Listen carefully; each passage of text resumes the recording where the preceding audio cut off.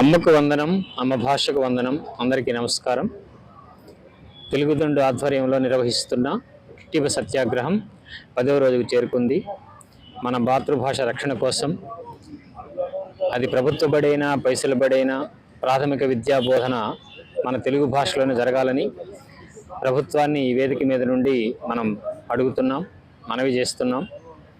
తర్వాత ఈ ప్రభుత్వం వచ్చి 7 నెలలు అవుతుంది.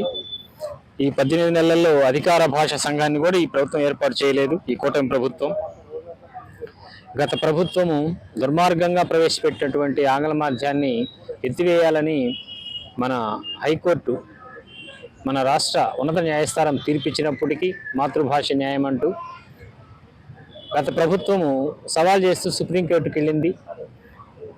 ఆ రోజు తెలుగు భాషకు అన్యాయం జరిగిపోతుంది అని చెప్పినటువంటి ప్రభుత్వం ఈరోజు ఆ వ్యాజ్యాన్ని వెనక్కి తీసుకోలేదు. కాబట్టి వెంటనే ఆ వ్యాజ్యాన్ని కూడా వెనక్కి తీసుకోవాలని మేము ఈ సందర్భంగా వినతి చేస్తున్నాం. తర్వాత మాతృభాష పరిరక్షణ చర్యలు చేపట్టేంత వరకు ఈ దీక్ష నిరంతరంగా కొనసాగుతుందని తెలియజేస్తున్నాం. ధన్యవాదాలు. విశాఖ గాయకుల సాంస్కృతిక సంఘానికి కార్యదర్శిగా పనిచేస్తున్నాను. మరి నాడు పనిసైన చిన్న సూర్య గారి ఆధ్వర్యంలో జరుగుతున్నటువంటి తెలుగుదండ ఆధ్వర్యంలో జరుగుతున్నటువంటి తెలుగు భాష మద్దతుగా ఈనాడు ఈ టిటివ సత్యాగ్రహంలో మేము పాల్గొనడానికి వచ్చాము.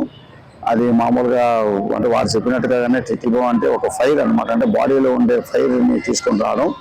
కాబట్టి ఇక్కడ ఉన్న ఈ సమావేశంలో కూడా ఒక ఆసనం అనమాట, అది వేసిన తర్వాత మనిషిలో ఉండే ఫైర్ రావాలి, అలాగే భాష కోసం మేము పడుతున్న తపన తెలియాలనే ఉద్దేశంతో ఈ సత్యాగ్రహం ఈ రోజు 10వ రోజు చేరుకుంది.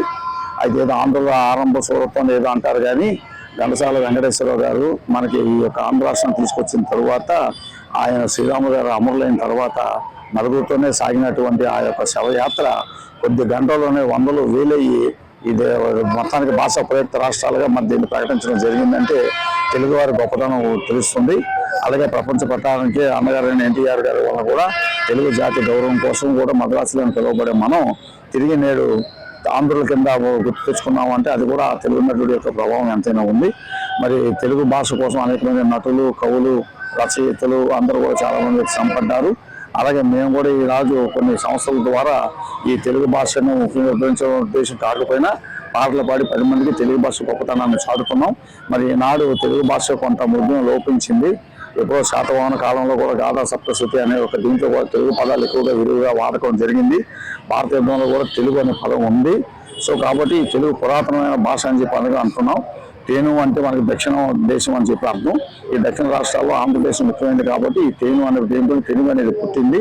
ఈ తెలుగు అనేది తెలుగు తీయదనం కన్నా ఉంటుంది. కన్నడ భాషకులు అనేటువంటి శ్రీకృష్ణదేవరాయలు సైతం తెలుగు భాష లెస్స అని చెప్పి దేశ భాషలను అర్థం కొనియాడాడు, వేరే మాతృభాష అయినప్పటికీ కూడాను. కాబట్టి మరాఠీ భాషలో కూడా కొన్ని తెలుగు పంక్తులు అనేవి తీసుకోవడం ఈ గాథ సప్తశృతిలో జరిగింది శాతవాహన కాలంలో. కాబట్టి అతి పురాతనమైనటువంటి ఈ యొక్క తెలుగు భాషని కాపాడుకోవాల్సిన బాధ్యత మన అందరి మీద ఉన్నది. సో కాబట్టి ఇటువంటి తెలుగు ఉద్దేశం పెట్టినటువంటి కార్యక్రమంలో మా వంతు సహకారంగా ఈరోజు మా విశాఖ గాయకుల తరఫున కొంత మద్దతు తెలుపుతూ ఈ యొక్క టిటివ సత్యాగ్రహానికి మద్దతుగా మేము అందరూ కూడా వచ్చేయడం జరిగింది. మా అధ్యక్షులు బయ్యా శ్రీనివాస్ గారు, గౌరవాధ్యక్షులు పనిస్వామి గారు, సంయుక్త కార్యదర్శి నాగేశ్వరరావు గారు, ఇంకా కొంతమంది కూడా ఉద్యోగస్తులు ఉన్నారు కాబట్టి వారు 1 గంటలో వచ్చి చేరుతారు. సో ఈ యొక్క కార్యక్రమం ఇలాగ ఉధృతంగా కొనసాగాలని చెప్పి తెలుగు ఆత్మగౌరవాన్ని కాపాడేటువంటి ప్రతి కార్యక్రమం పాల్గొంటామని చెప్పి సభాముఖంగా తెలియజేస్తున్నాం. ధన్యవాదాలు. చరిత్ర సృష్టించినోడు ఇప్పుడు ఆ చరిత్రని తిరగరాయబోతున్నాడు. అబద్ధాల గోడల్ని బద్దల కొట్టి నిజాలను రాగా మీ ముందుంచబోతున్నాడు. నిజమైన వార్తల కోసం వెంటనే డౌన్లోడ్ చేసుకోండి రా యాప్ని.